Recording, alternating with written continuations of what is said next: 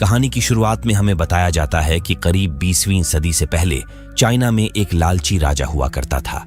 उसने धन और संपत्ति के लालच में अपने प्रजा पर बहुत अत्याचार किए। उसके इस रवैये से देवता नाराज हो गए और उन्होंने उसे सबक सिखाने के लिए ताओ तिये को भेजा। गऊ पर्वत पर आसमान से एक उल्का पिंड आकर गिरा, जिससे वो पूरा पर्वत हरा हो गया और उसमें से ताओ तिये बाहर आने लगे। उस दिन से हर 60 सालों में ताओ तिये उत्तरी चीन में एक बार आतंक मचाने जरूर आते हैं। अब प्रेजेंट डे में हमें चाइना के एक रेगिस्तान को दिखाया जाता है, जहां पर कुछ चाइनीज लुटेरे यूरोपियन व्यापारियों को लुटने के लिए उनका पीछा कर रहे थे। मगर ये व्यापारी विलियम और पेरो, जो कि लंगोटिया यार थे, वो किसी तरह उनको चकमा देकर बच निकलते हैं। अब रात को ये एक गुफा के अंदर डेरा जमाते हैं, जहां पर हमें पता चलता है कि ये किसी काले पाउडर की खोज में निकले हैं। दरअसल इस समय बारूद के बारे में ज्यादा कुछ कोई जानता नहीं था। बारूद को ये काला पाउडर के नाम से पुकारते थे। युद्ध में ये काला पाउडर गेम चेंजर साबित हो सकता था, इसीलिए ये चाइना काले पाउडर की तलाश में आए थे। अपने मंसूबे को साकार करने के लिए ये अभी कल की प्लानिंग कर ही रहे होते हैं, तभी कोई जानवर इनके एक साथी को उठा ले जाता है।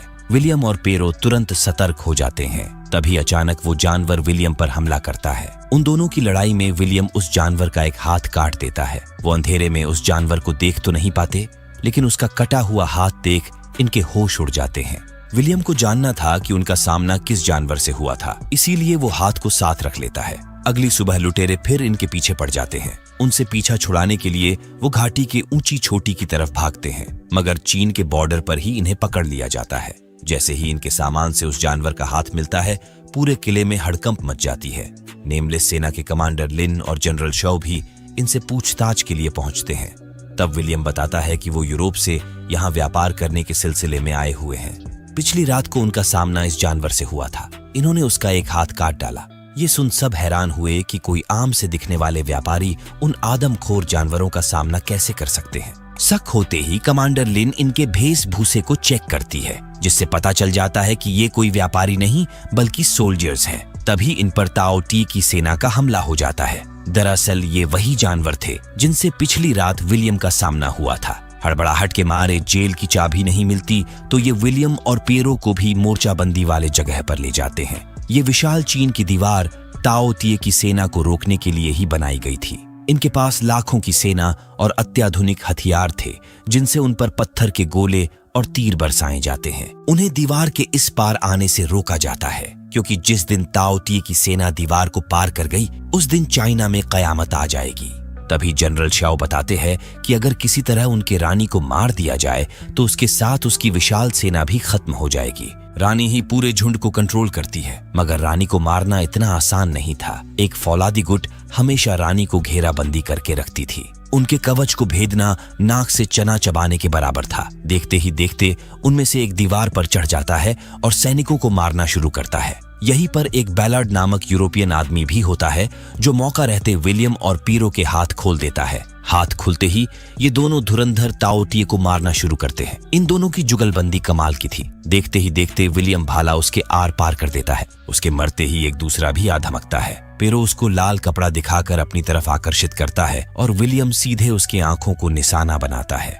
उन दोनों को इस तरह लड़ते देख सब हैरान थे। उधर रानी अपने बच्चों को मरते देख तुरंत सबको वापस लौटने का सिग्नल भेजती है। जाते जाते ये अपने साथ अपने भाइयों की लाश भी उठा ले जाते हैं। अभी के लिए तो मामला शांत हो जाता है, मगर सबको पता था कि वो फिर से वापस लौटेंगे। बहादुरी से लड़ने के लिए पेरो और विलियम को जनरल शाओ चाबांसी देते हैं और उनको किले में मेहमान के तौर पर रहने की जगह दी जाती है। बैलार्ड भी उनसे मिलने आता है। ये उसे बताते हैं कि काले पाउडर की तलाश में आए हैं। बैलार्ड कहता है कि 25 साल पहले मैं भी यहाँ काले पाउडर की तलाश में ही आया था। मुझे काले पाउडर का भंडार मिल गया था, मगर मैं पकड़ा गया। जिसके बाद से वो चीनियों को यूरोपियन कल्चर सिखा रहा है। विलियम कहता है कि तुम हमें काले पाउडर के भंडार तक ले चलो, बदले में हम तुम्हें यहाँ से बाहर निकालेंगे। उनके बीच ये सौदा पक्का हो जाता है।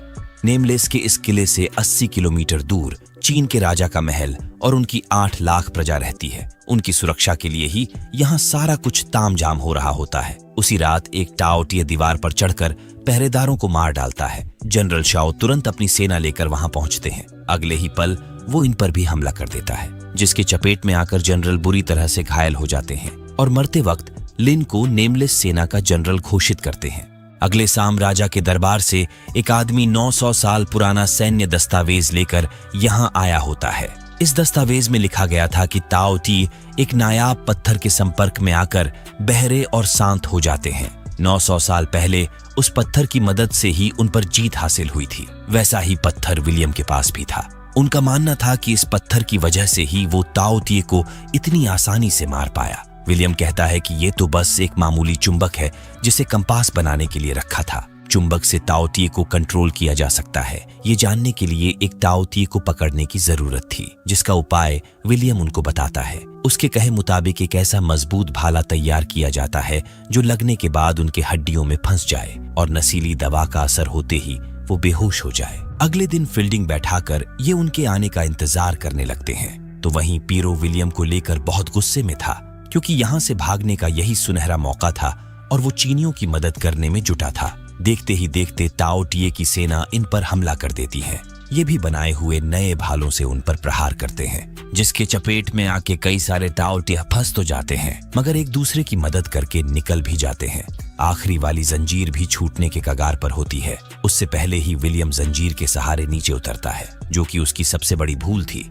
अगर पीरो सही टाइम पर उसे बचाने नहीं आता तो शायद उसकी कहानी यहीं खत्म हो जाती। ऊपर से कमांडर लिन भी काले पाउडर का गोला दागकर घेराबंदी करती है और ये नीचे के रास्ते ताओ टी को लेकर बच निकलते हैं, जिसके बाद उसे एक लोहे के मजबूत पिंजड़े में कैद कर चुंबक उसके करीब ले जाया जाता है। चुंबक के संपर्क में आते ही वो शांत होकर बेहोश हो जाता है।